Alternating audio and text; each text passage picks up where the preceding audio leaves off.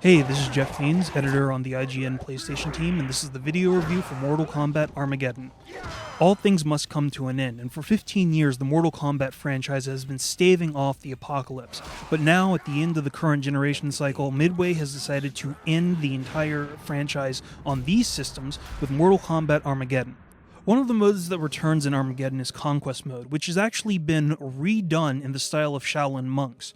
You play as Taven, a demigod from Edenia who is placed in suspended animation in order to prevent the impending apocalypse when the time comes. However, as all things go in the Mortal Kombat universe, you discover that that quest isn't exactly as it seems, and as you continue along your path to find out exactly what has been going on, you discover treachery by your brother, a lot of surprises from your family, and an impending disaster that you may or may not be able to avoid. Taven has a lot of abilities that are very specialized to him that he gets through training novelists, such as the ability to freeze time and the ability to pound on the ground and disperse his enemies around him.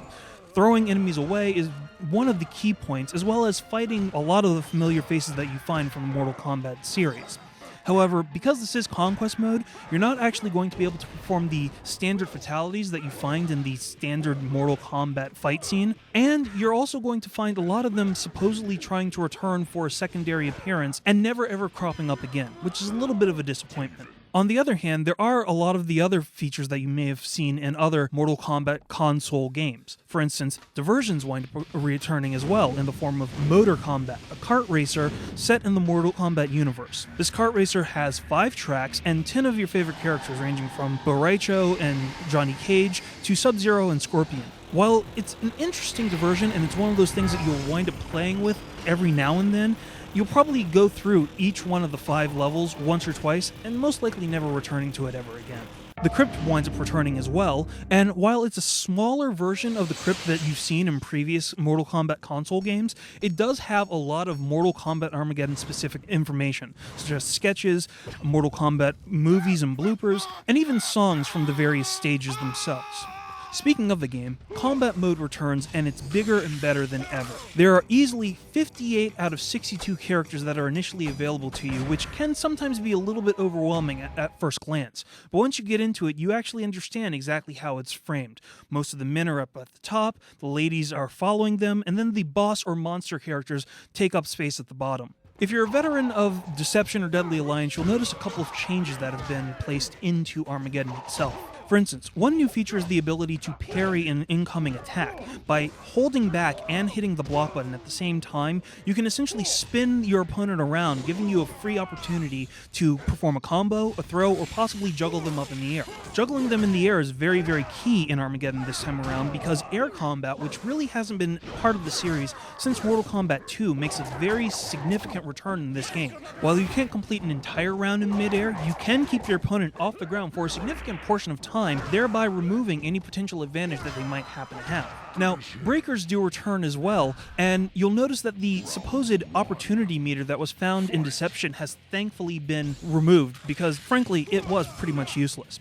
However, perhaps one of the most interesting and creative additions to Armageddon itself is the create a fatality system that has been in place instead of the can fatalities that you may have been used to. As opposed to inputting a certain sequence of buttons and watching the fatality go on by itself, you now have a certain amount of time to trigger one specific fatality, such as breaking somebody's arm, ripping their lungs and their heart out, or ripping their spine completely out of their body. There's a certain catch to this because the more moves that you start putting into your created fatality, the less amount of time that you ever have. One player might be able to get a 1-hit fatality, but skilled players will be able to pull off 9 and 10-hit combos, which really gauges just how well you have your timing down. It's a really interesting combo, and some players probably won't like it, but other ones will really be able to gauge their proficiency at the game simply based off of how quick and how fast they can pull off those deadly moves. There also happens to be a certain amount of risk involved because you can actually fail pulling off a combo.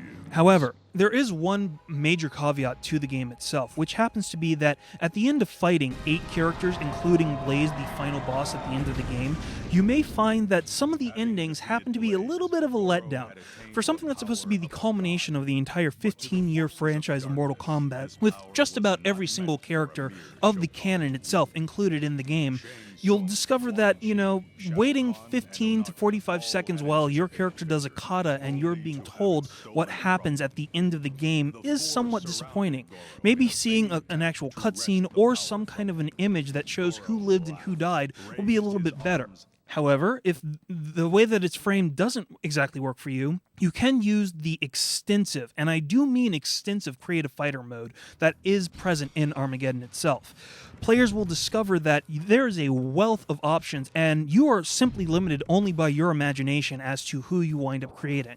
We've created the Hulk, other historical characters or comic book characters. We've even created co-workers by themselves, by making their physical appearance, any additional weapons or armor that they might wind up wearing, and particularly their bio. So we can actually make our own legendary fighters and pit them against each other to see who is the best fighter or the best Mortal Kombat player in the office itself. And you will too. But you'll also be able to take these created fighters and pit them not only against the 62 characters in the game, but against other players online, as well as taking the Motor Combat mode online as well.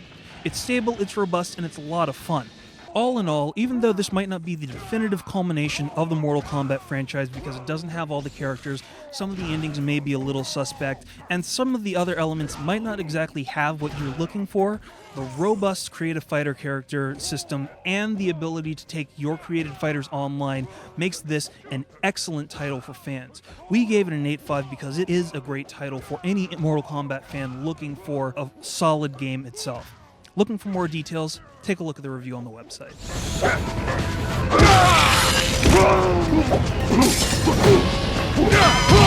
Finish him!